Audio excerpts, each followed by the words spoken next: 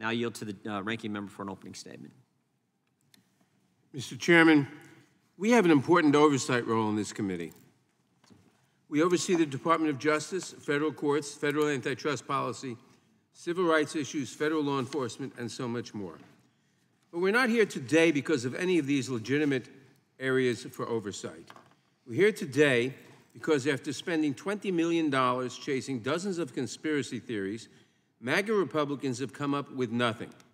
In fact, the Republicans' stunning failure was made painfully obvious just yesterday when the Supreme Court ruled that the conspiracy theory underlying their signature investigation into social media companies was, quote, clearly erroneous. We're here today because there's a presidential debate tonight, and MAGA Republicans have decided the best way they can help President Trump is by bullying and intimidating a private citizen to obtain information about his highly sensitive and deeply personal conversations with President Biden. We're here today because Republicans are, in a word, desperate. This contempt resolution against Mr. Zwanitzer is an abuse of the committee's oversight authority, pure and simple.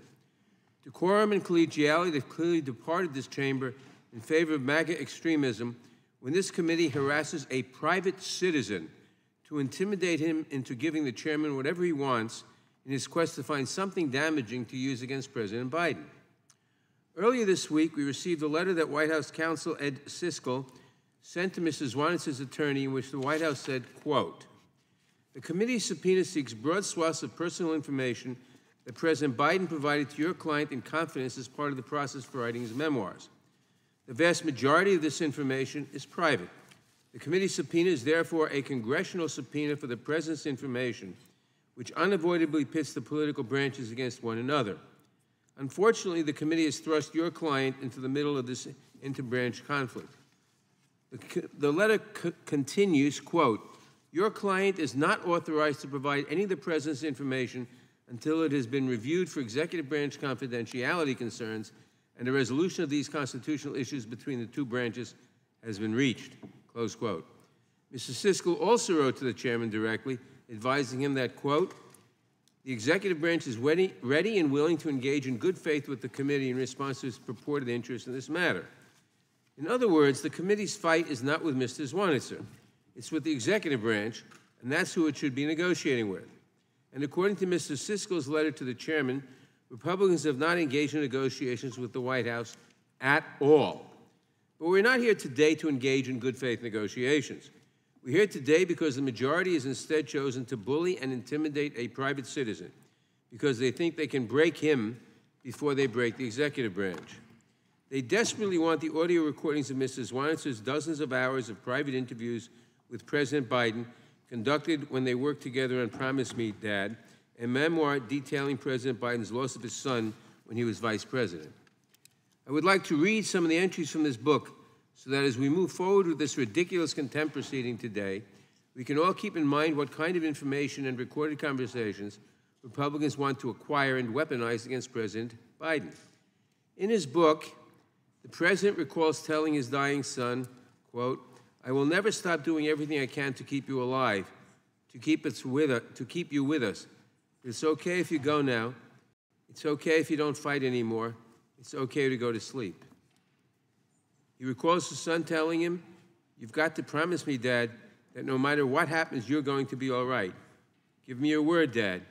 You're going to be all right. President Biden recalls making an entry in his diary after his son's diagnosis, writing, quote, no Thanksgiving would ever be quite the same. I pulled out my diary and started to write.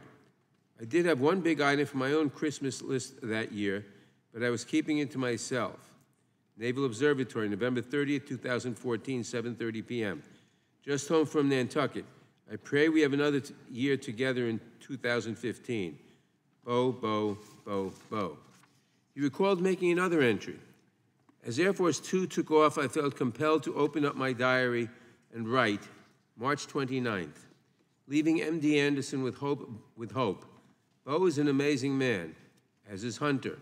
He is staying with Bo until the next procedure. I'll be coming back. I paused. What else was there to say? I was afraid if I really opened up, I would give in to a lurking despair, and I could not allow that to happen.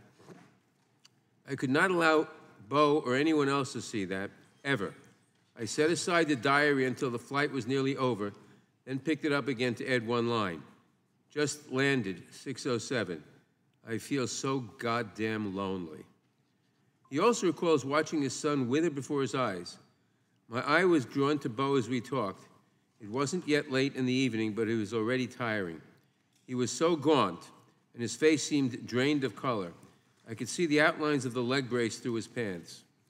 Beau had been losing recall of more and more proper nouns lately, and he seemed less willing to fight through it. Ashley, Beau's sister, had told me that Beau was no longer inviting her into the room for his speech therapy because his decline really bothered him. Beau said almost nothing that chilly February night in Washington. He would whisper something to his brother instead, and Hunter would speak for him. Unquote. I think most parents would agree, watching your child suffer and die is the worst possible torment you can imagine. And that tragedy, that heart-wrenching, gut-churning agony that President Biden endured is what Republicans want to use against him. Their desperation knows no bounds. And don't let them pretend here that they have compassion for President Biden's loss or that this request has anything to do with oversight. If this committee really wanted to conduct oversight, they would work in good faith with the DOJ and the White House, not employ intimidation tactics and punitive subpoenas against a private citizen. They don't want to conduct legitimate oversight. They want to get those audio files to help MAGA Republicans this election cycle. Mark my words, if Republicans get these files, their priority will be getting altered and context-free audio clips into Republican campaign ads, not doing the real work of the American people. This is about digging for embarrassing audio of President Biden when he was in a vulnerable state discussing the death of his son. This is about their political game. Oversight Chairman James Comer said so himself in an email. He said if he gets the tapes, he will release them for the purpose of demonstrating, quote, Biden's mental state to convince, quote, swing voters. What more evidence do you need? And in case I have to explain this, demanding material to bolster your political campaigns does not constitute the kind of legitimate legislative purpose that makes a subpoena enforceable in court. Despite Republicans' desperate attempts to feign a substantive need for these files, one simply does not exist. Today's markup is about making the chosen Republican leader, Donald Trump, happy by hunting down any possible vulnerabilities of President Biden. And to achieve that goal, this committee is willing to put a target on the back of an American citizen, a private American citizen who has already been cleared of wrongdoing in this very matter. Frankly, this is frightening. Trump is weaponizing this MAGA Republican-led committee to get information on his opponent, President Biden, at any cost, even if it means publicly flogging an American citizen trying to live a private life. And I have to wonder, is this just the beginning? Is this what we have to look forward to? If Trump gets a second term, is this the playbook? Anyone, public official or private citizen, who doesn't give Trump what he wants will have the weight of the government hammered down on them? Anyone who questions Trump's authority will have his name fed to Trump's ravenous far-right supporters to instill fear and submission. Anyone who asserts their constitutional rights to get in the way of a Republican agenda will be held in contempt by Trump's enablers in Congress. That is not an America I want to live in. That is not the American democracy I have devoted my career to fighting for. And I know this is not the country the American people want. Every American should sit up in fear watching this public attack on a private citizen. If he isn't safe from this kind of government abuse, what makes you think you are? I urge members to oppose this dangerous resolution, and I yield back. Gentlemen,